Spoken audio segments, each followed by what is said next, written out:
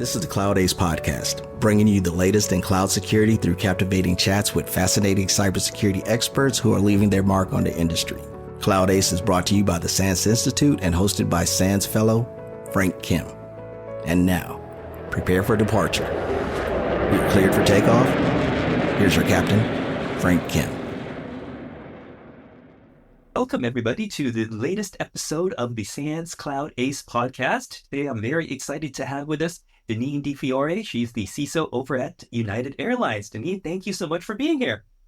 Well, thank you for having me. I'm excited to have a conversation. Yeah, all right, excellent.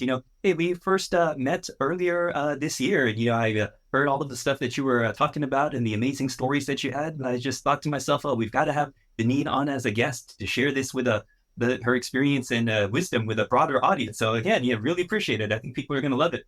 Great, thank you. Okay, so let's go ahead and just dive right in. I usually like to start these with a little bit of personal history. So can you share a little bit about your personal and family history and, well, hey, what, if any, influence that had maybe on your choice of career?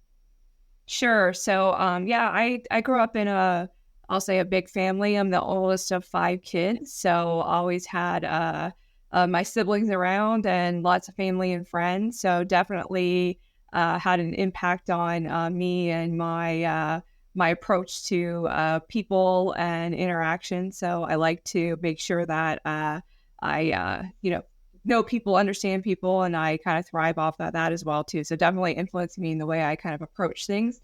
I wouldn't say that it influenced my career choices so much, but definitely had an impact on the approach that I take in kind of not just my day-to-day personal life, but how I approach leadership and building relationships and gaining trust with folks. It definitely shaped me in that way. Yeah, it makes a lot of sense. Now, did you always know that you wanted to get into technology? No. I kind of got into technology by accident. And got into cyber kind of by accident as well too. So I didn't take a traditional path. My education is actually in healthcare and health sciences, biology. So I have a degree in biology and did some graduate work in healthcare operations. And as luck would have it, we were, during one of my internships or externships, we were looking at changing over to a technology system from a lot of paper-based processes.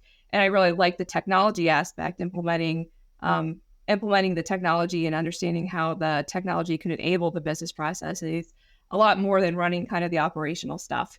So I kind of transitioned that way. And then out of that, I transitioned into a technology role, and I did various technology roles in a couple of different places, and ended up in a CIO role that there was a cyber event, and from that, kind of happened to be at the right place, the right time, I guess, if you want to frame it that way, and ended up working through that cyber event and ended up in cybersecurity and kind of never looked back.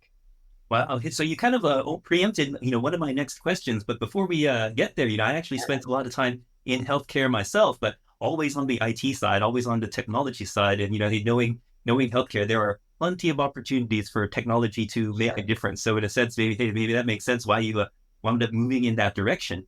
And, in terms of kind of that CIO role that you had, you just described, well, maybe why that led you to getting into security specifically. But I guess, before that event, how long were you in that CIO role or kind of in technology more broadly?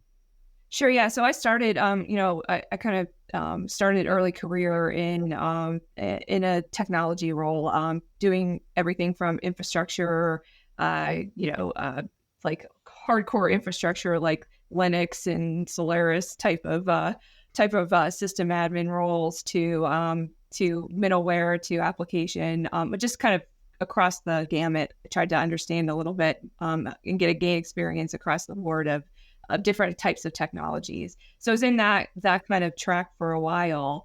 I ended up getting a pretty, great opportunity at GE to lead a team of IT professionals that was transitioning, setting up the IT strategy for a new kind of business unit at GE. If you're familiar at all with GE, there's now that they're separate, 3 business units, and they're splitting off nowadays. But back in the day, there was 9, 10, 12 business units, all these, big conglomerate. And we were always kind of reorganizing and moving around businesses and merging acquisitions and things like that. So I got a chance to lead a technology team and set the IT strategy for one of those reorganizations. And then through that program, ended up getting a CIO role after kind of, creating the strategy around technology approach as well as organizational strategy to support the new business unit. Very cool. So you're doing that for a while. You're enjoying yourself. Sounds like, a lot of fun building out that area. Then the event happens, the incident happens, and you're not in security proper at that time. So what did it look like? How did that transpire? How did you get pulled in? And kind of, did you wind up doing more of the security stuff than you expected? And then that's what led into it?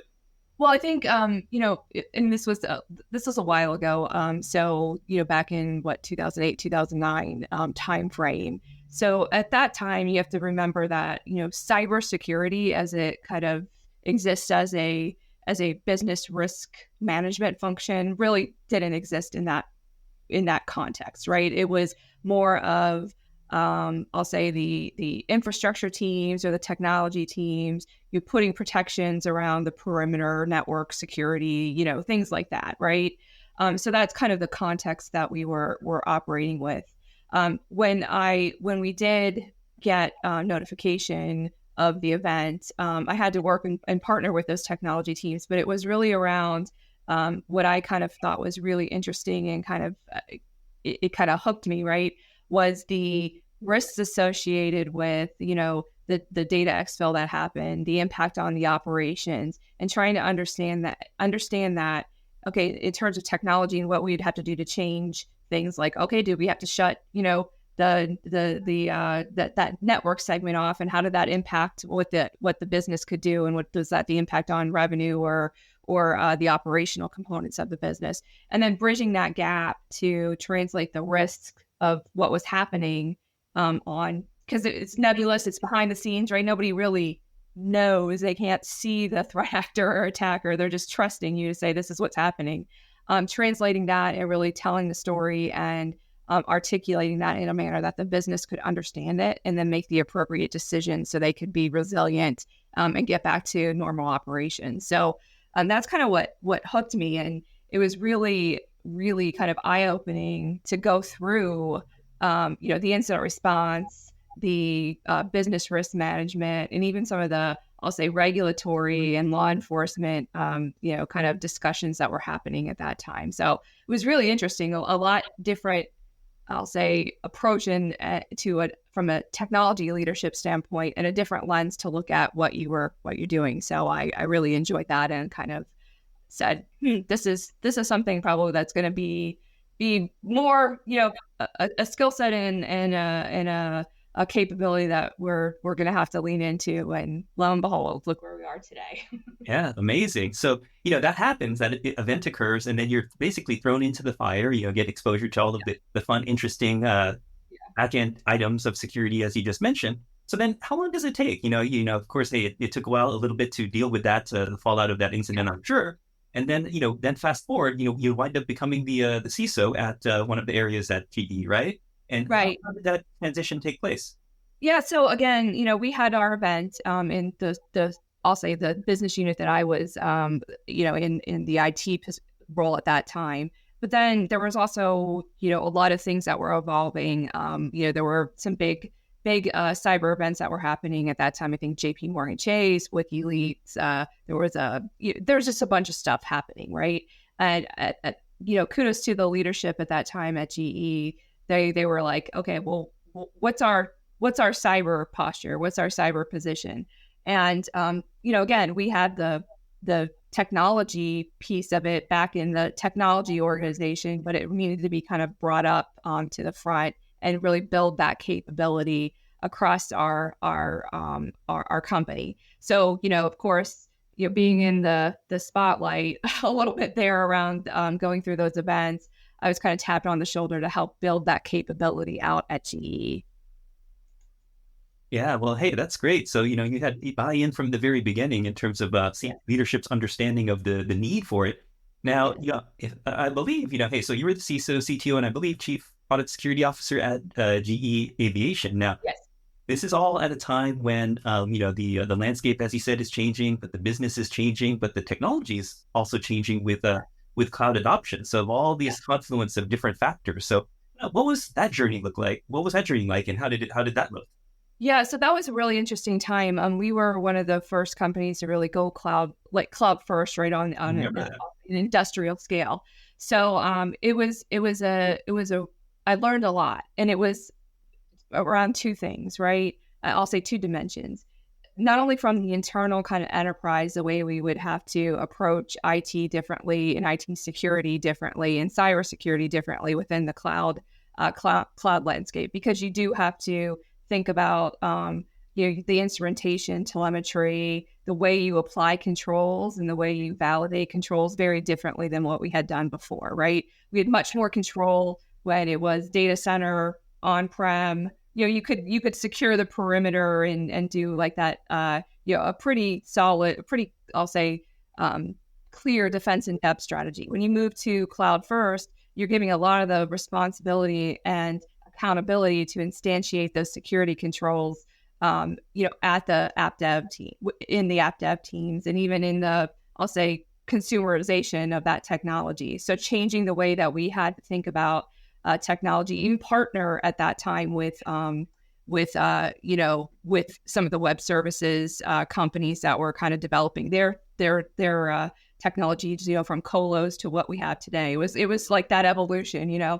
So that was very interesting to be on the forefront of that. And then on the other aspect, we also were, we were selling industrial digital solutions to other companies. So we were like a B2B company. We were developing products, digital products that we had never developed before. So getting that, I'll say, security CTO product dev mindset was different, because you had to really understand kind of the market and all the different ways that people did cybersecurity and wanted to use the solutions versus, the world that I lived in and I could control and I could influence, the IT leaders to do things one way and set standards and use this tech stack. We didn't have control. I didn't have control over that from a customer base. So how do you change your mindset to develop secure by design from a for many organizations to consume. So really, really interesting time and learned a lot. And you mentioned a key word there is, I think is mindset. And, hey, keep me honest here. Am I remembering it correctly? That was it the GE CEO at one point that said, hey, look, everybody in some form or fashion is going to become an engineer. Now, Yeah. I don't think he really meant that, hey, everybody's going to be writing code per se, but, it'd be that mindset, right? That you're really talking about the shift to cloud. Yeah. I think he also said, like, every company will be a software company in some sense. Like, you wake up, you go to bed an industrial company, you wake up a software company, a digital company. And to some sense that is true. The technology and digital is in any aspect of any operation today, and really gives you the capability to scale and do things that you haven't been able to do before. So making sure that's a secure, trusted experience across your digital properties is really, really key, I think, to enabling any business. So it's exciting to be in a CISO role, and continuing to make those things happen. One of the biggest challenges I think, as a former CISO myself and talking with other friends and colleagues that take on new opportunities and new businesses that they haven't been in, one of the hardest things I think is for CISOs to truly kind of understand the business. How does it work? And what are the key strategic objectives? And, you mentioned this earlier, is GE itself is a combination of many different businesses. And, there might be some common themes, but with aviation and industrial and energy and so on. At your time there, how did you see, what were some of the key differences across those business units? And were they informed by different threats, or, were there different business drivers? Yeah. No, I need to tweak my program this way. Yeah. And again, when we worked as a CISO council a lot of the times from the different business units, because we all had to, we wanted to leverage synergies and capabilities and be effective and efficient and get the best outcomes at an accelerated pace, right? But we all had a little bit different priorities and threats that we had to consider. So myself being in aviation, I was a large defense contractor, aerospace and defense contractor, the largest in the GE portfolio.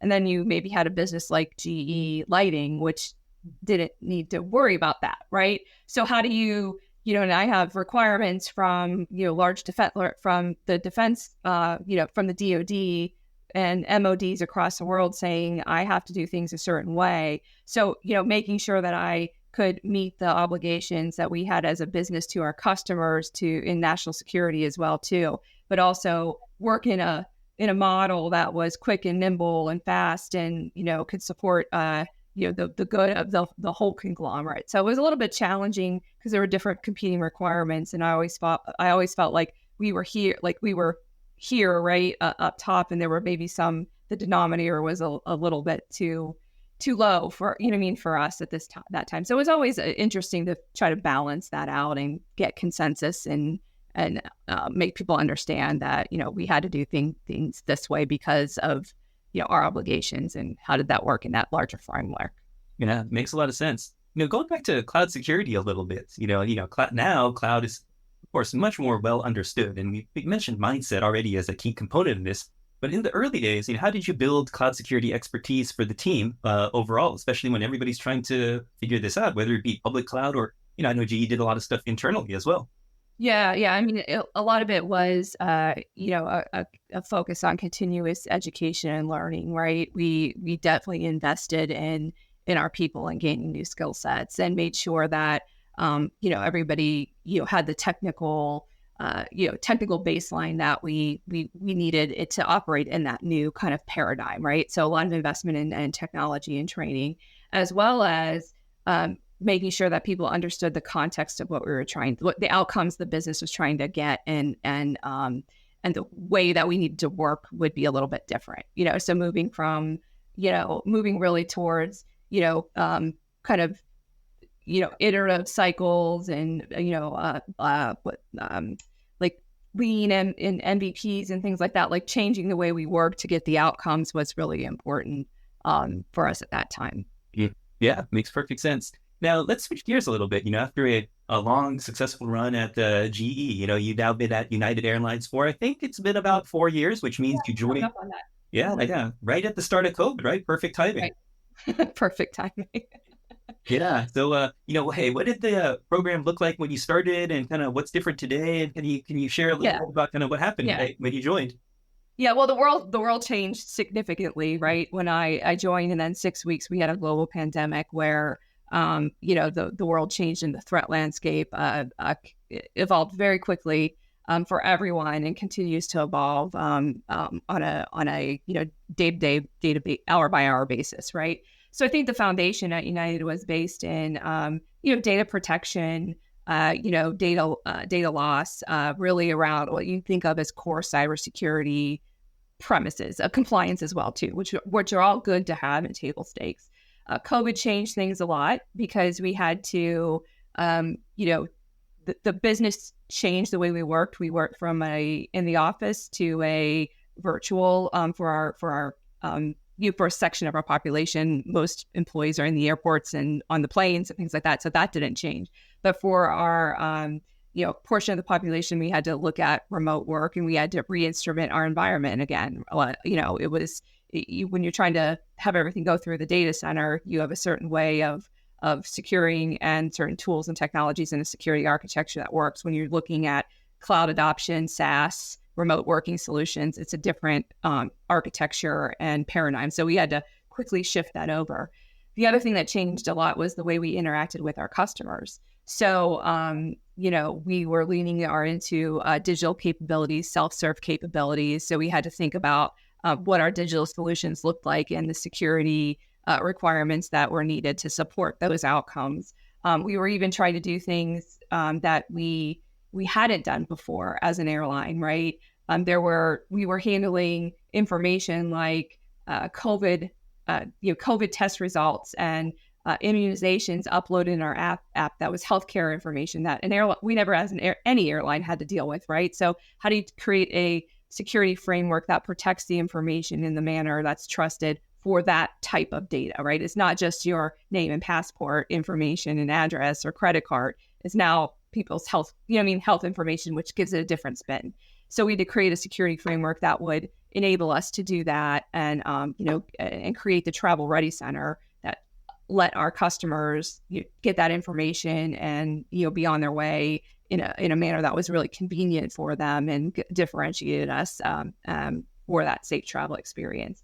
So we had to continuously evolve, right? And then the threat actors are continuously evolving. You went from, I'll say the main, of course, there were nation states and hacktivists and initial access brokers and all that kind of stuff, right? But cybercrime, fraud, all that stuff was there. But then we really saw a surge, right, in disruptive attacks. So we had to add not just the cybersecurity and data protection kind of controls and approaches and processes, but really lean into cyber resiliency, right? Like how do we make sure that the airline can run and bounce back to stable operations in the event of a cyber attack, whether it be just like a disruptive DDoS attack or ransomware or whatever it is, right? That would potentially harm our operation.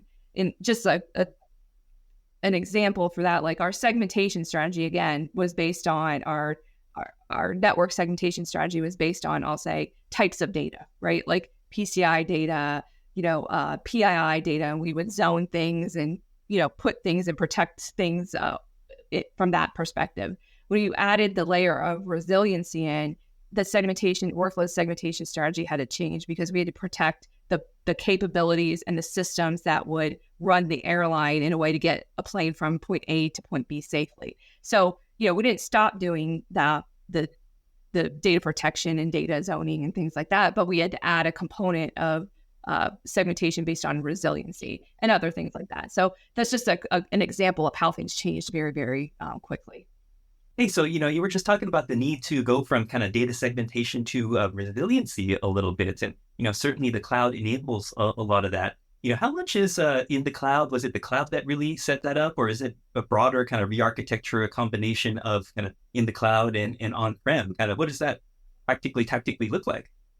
Yeah, so I think it's a hybrid strategy. I mean, just the way the airline works, right? There's a lot of there's strategy to, I'll say, go cloud first where we can, but there's a lot of, I'll say, systems that have been in place for a long time that it's going to take a little bit of time and effort to get where we want to be. But the goal is to, get to all of our systems and workloads in the cloud. So cloud definitely enables a different, I'll say, approach and dynamic approach to cybersecurity. So being able to keep up with changes and apply controls based on those changes helps a lot. So, as the technology teams transform and migrate workloads to the cloud, we're definitely taking advantage of, a security architecture and posture that is applied based on, certain attributes as well as can flex and change dynamically. So we're kind of we're trying to keep ahead of that enforcement versus doing a detection and seeing something's out of spec or hasn't had, isn't performing to what we think it is. Mm-hmm. Yeah, great. Makes a lot of sense. Hey, let's switch gears a little bit away from the technology and, talk a little bit about kind of what works from an overall leadership perspective. And can you give some examples of what's worked best in communicating to leadership and the board about kind of the value that the security program is adding? Sure, absolutely. And I think it's really important that, all kind of technology leaders, particularly cybersecurity leaders, can have that value story and communicate in a way that resonates with their stakeholders and their leadership. So I think it's really important to understand, why you're doing what you're doing, right? What are the outcomes that the business is trying to achieve? And then how do you help that and aid that and, really, really enable the business to do things they couldn't do before because you as a cybersecurity professional are removing risks or mitigating risks or making that tolerance acceptable. So I think about, examples like, customer identity. Customer identity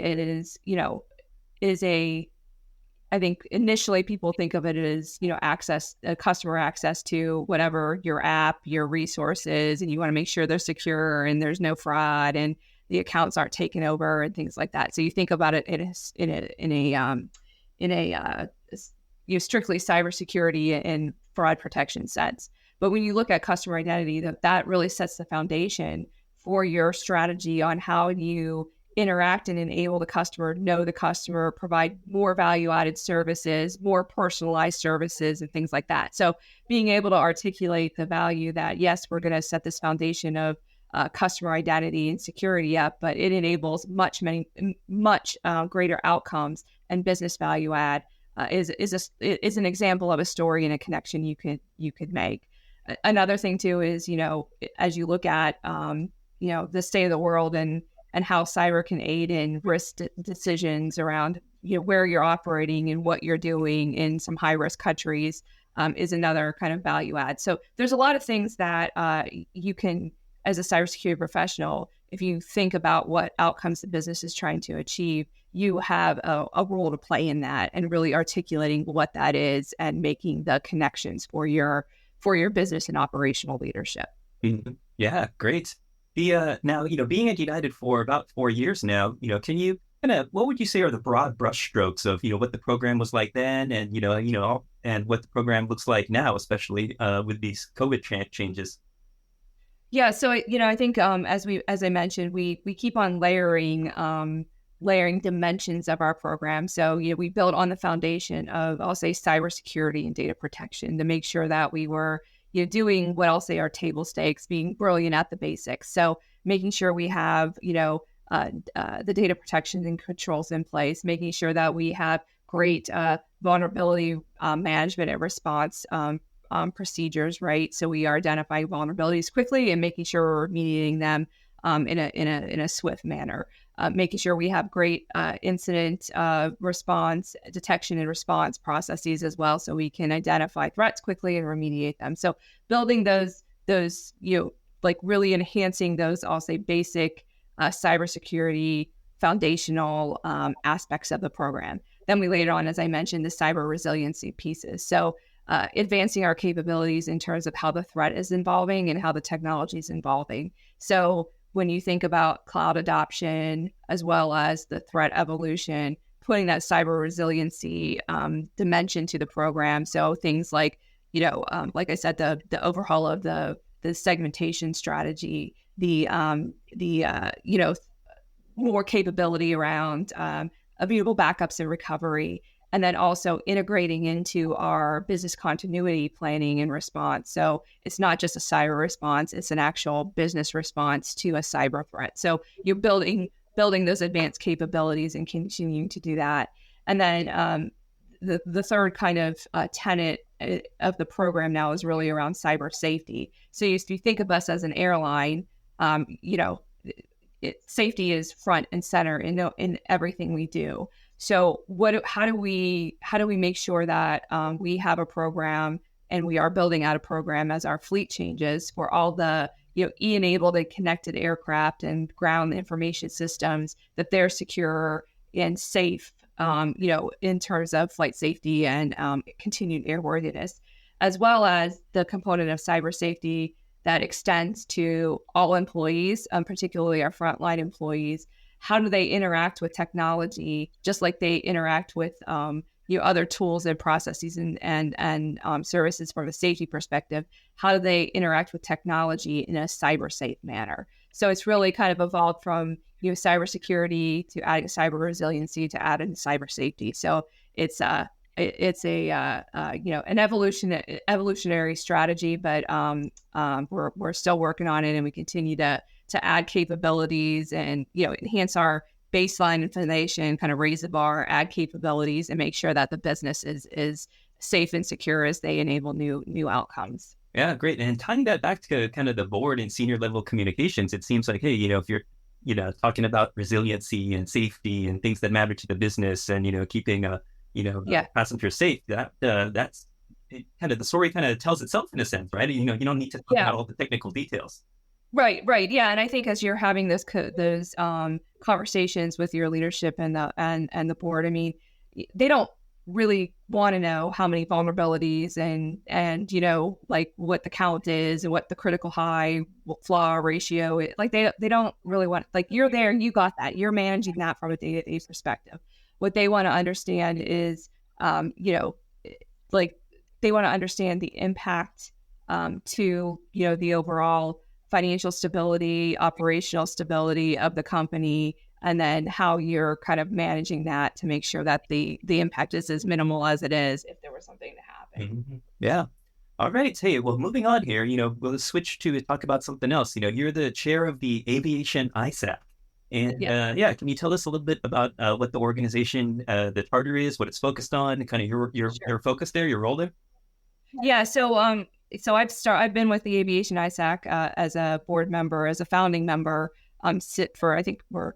since it started. So, I think all industries, majority of industries have a information sharing and analysis center where member companies have a trusted community where they're able to share, cyber threats and real time and have connection into kind of industry specific, I'll say agencies and oversight, and really building the community to protect as a community and do collective defense. So it's important for us as the aviation, especially in aviation, because we don't operate standalone. Everybody uses airport infrastructure and technology and networks. Our assets and our crews, our physical assets, our planes and our people go from place to place. They could be in New York, and 6 hours later they're in London, right? And our planes are the same way. So we have to make sure that as we look at the overall ecosystem of aviation, we have a mechanism to share threats dynamically and quickly, and then we have a place to report vulnerabilities where we need to, and then make sure that that's all kind of done in that trusted community. So the Aviation ISAC plays a key role in that, and has for years. And just like in other industries, as you mentioned, the FSISAC for financial services, a lot of times what happens in the HISAC from a healthcare perspective is that, one of the members of the ISAC might see an attack against them, right. And, might see some indicators and share that and say, hey, if something's going to hit the financial services, one company, it'll likely hit another. Is that a key element of kind of what your team is looking at as well? Oh yeah, I mean, again, we make sure that we share threats appropriately and kind of in real time as fast as we can. Because again, if an airport is experiencing something, there's probably another airport that's going to experience it. Or if one airline is targeting, there's probably already happening to another airline. So we make sure that we are collaborating and sharing that information so we can all put the proactive and preventative measures, or at least beyond the kind of the shields up approach, right, when we need to. So that's definitely a key tenet of how we operate with the ISAC. All right. Now, also, you're also on the board of a publicly traded company, and I know a lot of CISOs who are looking for similar opportunities, but they don't necessarily maybe fully get the amount of work, the homework, the responsibility that comes with it. And I guess multiple questions here, but first, kind of, what's the background? How did this role come about? Yeah, I think like other opportunities, right? I think as you put your name out there and build your brand and you showcase your expertise, people take notice, right? And these opportunities, you're gonna get it. You're gonna get an opportunity for a board position through probably an executive recruiter or a networking opportunity. You're not going to apply for a board positioning, on board, whatever those applications are. You're not going to apply for one and get one. That's not really the way it works. So you do have to have a network and put your name out there and express interest. So, mine came through one of those. Someone had known me and recommended me, and had the conversation that way to see if it was a fit. So that's how it came up. But I think people need to understand that it's not like you have to, like, board positions are really around that. If you get them, they're through your network. Yeah, that's exactly. And that's definitely the common reality. And for these anybody considering these roles, kind of what advice would you have for CISOs, especially when considering such opportunities? What should they do to kind of get ready for that possibility? Yeah. So I think, the common, I'll say a common misconception is that, boards are looking for CISOs because they want a cyber expert on the board. Well, that may be true, but you have to bring way more to the table than being a subject matter expert. You need to demonstrate that you understand corporate governance, operational, like if you've had operational responsibilities, if you've had product development or P&L responsibilities, right? Like regulatory, in regulatory experience in shaping policy and lobbying for policy and things like that. So you have to have a well-rounded, I'll say, business acumen in addition to being, a great risk manager and an operational CISO. You're not going to get on board because you're an operational CISO. You're going to get on board because you have all that other stuff that is that I mentioned, right? And I think that's really important for people to understand that. And if you don't have that, look for experiences that can stretch you and give you, exposure to some of those skills and capabilities I mentioned. And exactly. I mean, we see those the headlines that say, boards may look for or may be required to have a security expert. But they're not looking for that technical security expert to join the board, right? It's a much bigger picture that the potential candidate needs to be aware of. So yeah, that makes perfect sense. Yes. Yeah, and the other thing I would say too is it is work, right? You have to be able to participate and add value in not just the risk committee or technology risk committee that you're going to be put on, but in the general board meetings and in the overall corporate strategy and things like that. Boards are in place to represent, make sure that the shareholder is that the company is creating shareholder value. They're also put in place to make sure that there's that they're doing the CEO succession planning and things like that. So that's kind of the main purpose there is for that corporate governance. It's not to assess if the cybersecurity program is good or bad. Yeah, exactly. Is there a kind of rule of thumb in terms of kind of how much time, work, effort, homework that it takes to get ready for this? Because like you said, it's understanding really the business, and a lot of that is financial statements and strategy and everything, all the different areas.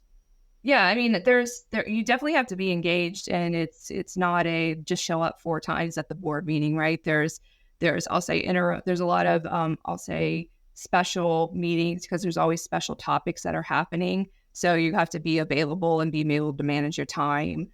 Especially if you're if you do have a full-time role and you have obligations at your company, you have to make sure that is something that you're able to handle.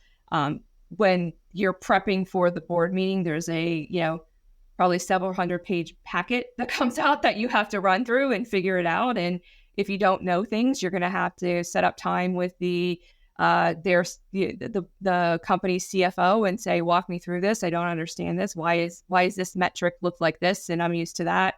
You have to ask questions and make sure you're really understanding the metrics, the numbers, the financial statements, the product strategy, if you're in a company like that, and really being able to understand the information and ask the questions that way. But it is work. It is work.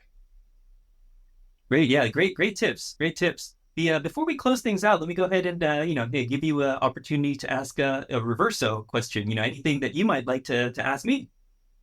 Sure. So I'm going to just go off topic. I'm not going to talk about cyber or anything like that. I would ask you, if you could do anything else, like what job would you have? Like if you said, I could do anything in the world, anything I wanted in the world, what job would you have? Oh, I love it. I love it. I love it when people go off technology and off security. Now, when I was in high school, I had what I considered at my time to be a dream job of working at a comic book store. I convinced the owner of my local comic book store to give me a job. I basically went in, almost every day and kind of begged him, and I finally wore him down. So, of course, that's still no longer my dream. Now, fast forward to today, I think it would be something along the lines of, I love spirits and cocktails. And, it might be something like learning how to distill tequila or make amazing tequila, right? Just not from a mass production perspective, but from a taste and flavor perspective, and to be able to figure out, what are the different elements of the process from kind of the harvest and the growing of the fruits and all of that to how it's processed and how it's cooked, all the way down to fermentation and then eventually distillation and aging in the barrels. So, and how all of those various factors influence the flavor profile that comes out. So something along those lines, I think, would be super fun, or something in that industry. Oh, great. That sounds fun. That's great. Well, if you ever happen to do that, I will invite me to a tasting. Please. Awesome. Yeah, great. Now, well, hey, now you got me curious. What's your answer to that question? So I would say, like, was always a huge fan of Anthony Bourdain, and the way he got to travel the world, and travel the world, see great places, see different cultures, meet different people, and eat amazing food. I would love to do and write about it, right, and document it. I would love to do something like that. So that would be my dream job. Amazing. Well, hey, it's a good combination here with food and spirits. So Yeah. hey, I think we can do something together in our next Yeah, lives. collaboration for sure. Yeah. Well, hey, Deneen, this was great. I want to thank you so much for joining everybody. This was Deneen DeFiore from United Airlines, and Deneen, really, really appreciate it. Thanks, Frank. It was great to be there. I enjoyed the conversation. All right. Take care. Talk to you next time. Bye-bye, everybody.